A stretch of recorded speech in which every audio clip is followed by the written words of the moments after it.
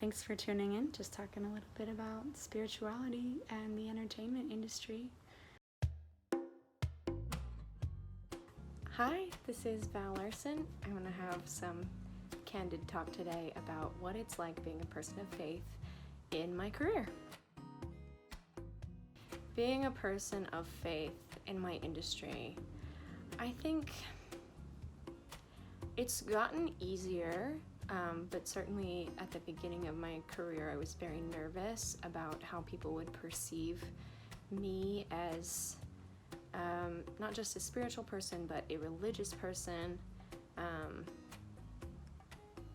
So I would say, like, at first it was anxiety fraught.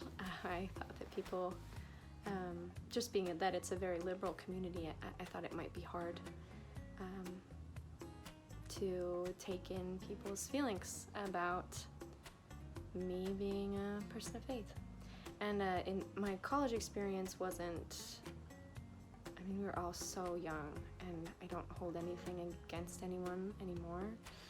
But there were definitely a lot of misunderstandings and moments where I felt very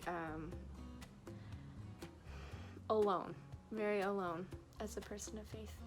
Even among other artists of faith.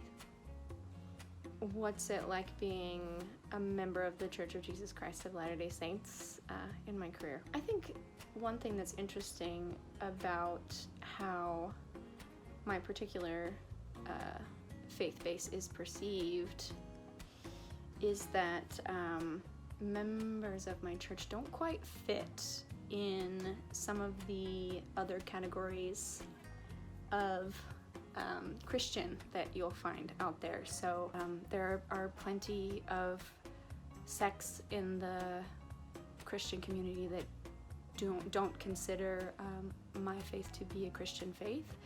So sometimes depending on the person, I'll bond really quickly with someone else who's Christian, and other times it can be like a really interesting kind of rift, which is odd.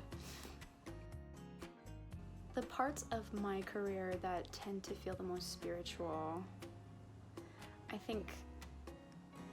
used to feel like whenever I was kind of dissecting Shakespeare, it felt a lot like interpreting scripture for a little bit, and I was grateful that I had some practice at that, just trying to read older language and understand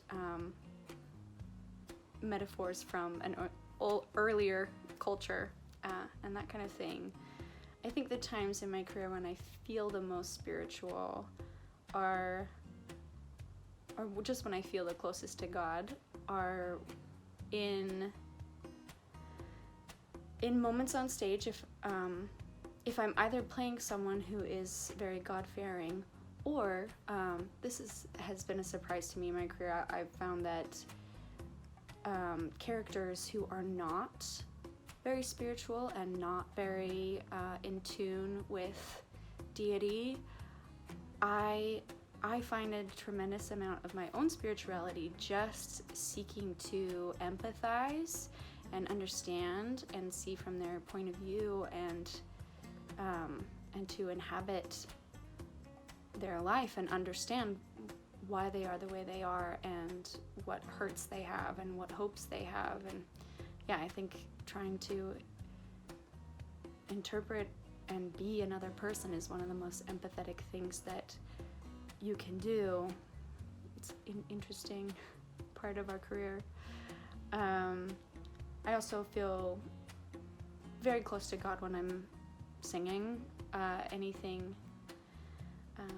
Anything about Him, anything that's praising. When I'm writing,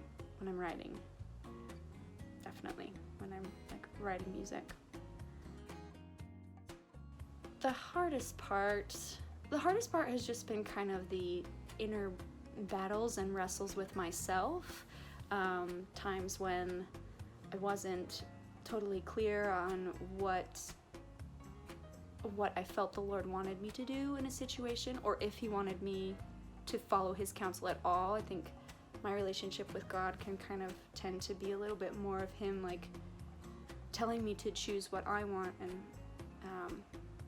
trusting me, which is an interesting way of seeing him compared to some other individuals, like a way of connecting with God, and they're all right. It's just what each of our individual needs are. Grapples with myself. The other really, really difficult part has been kind of the code switching that's involved. I have made it a really firm mission of mine to be very approachable to all kinds of people that I meet in my career. Unfortunately, there are a lot of sad stories that happen because of organized religion, in particular in the LGBTQ community, and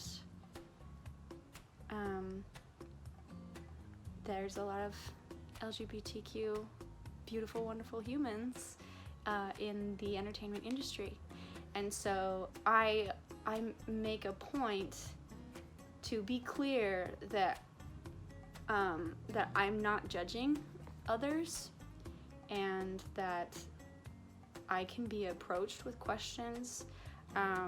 This is my own personal preference. I don't prefer to ask others to not swear around me or to adjust that level of behavior around me. I mean, I have limits, sure, like what I don't want to hear, but as far as like 4-letter words, like I'm pretty relaxed about that. And yeah, so that can be kind of hard to kind of maintain myself, right? The person I am in my cast might be a little bit more open than the person than like what my friends at church are expecting of me. And so sometimes it feels like, oh, like at church I'm like the really liberal one, and then in a cast I'm like the really conservative one, and I'm just trying to be myself, so that can be kind of hard, that code switching there. I will say one other really difficult part that makes me sad is seeing whenever I see my good friends of faith and my good friends who are not necessarily religious but maybe spiritual or agnostic or even atheist. I hate to see, and of course like two camps is really simplifying it, but I hate to see those two camps judging each other. That's always a shame to me, and hurts my heart a little bit. I think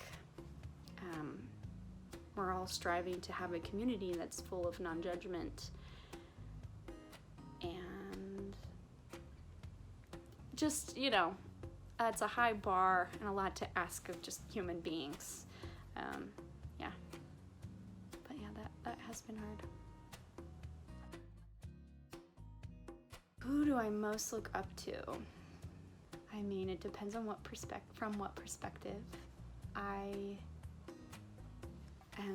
A lot of the people that I really admire for their talent, I don't know personally, so I can't necessarily say like I want to be just like, but I've always been really impressed with Kelly O'Hara and how she handles herself as a professional and in the public, and she seems to have a thriving and rich personal life.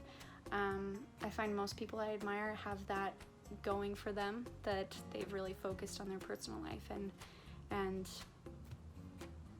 made sure that whatever they're doing as an entertainer isn't defining their worth or defining the entire trajectory of their life, that they're also like engaging in deep relationships, both familial and friendly, and keeping themselves as a whole person. Yeah.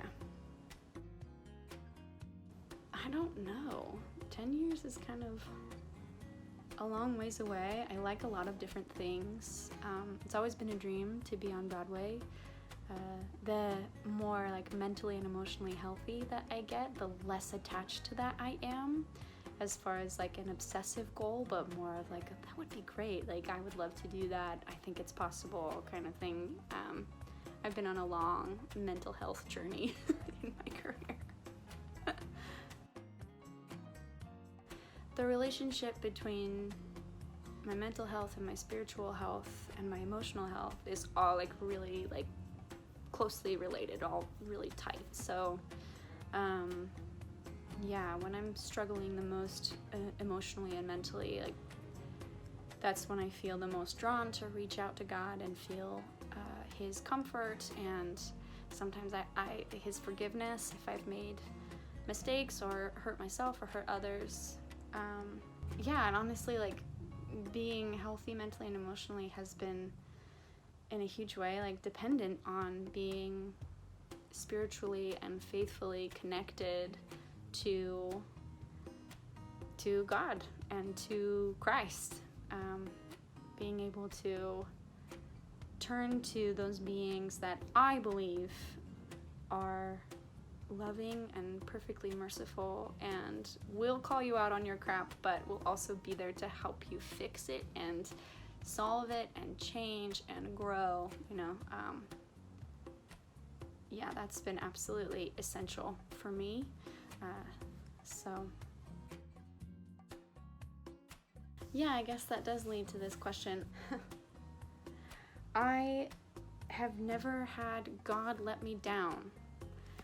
You know, I think if something doesn't happen in my favor or doesn't go the way that I wanted it to go, it's only a matter of time before I see why that really was best for me, or why the path that I couldn't see was gonna bring me more happiness. Like I was just saying to someone today, like all of the auditions that I didn't book or shows I didn't get,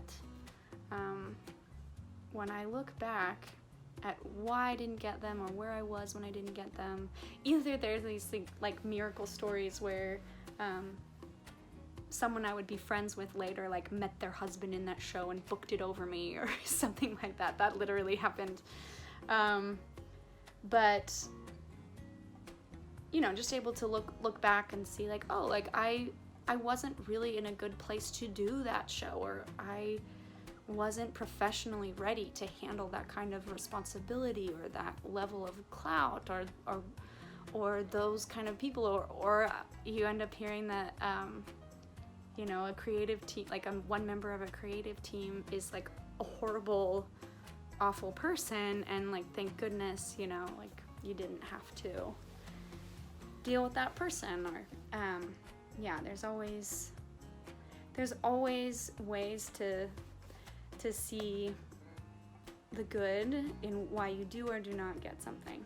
So I choose to try to find the good and to trust God that I'm not always good at this, but just to trust him that whatever happens, you know, whatever I do or do not book in an audition is ultimately going to be the right thing for me. So I'm Val Larsen, and this is the Val Larsen Music Studio, and thanks for hanging out.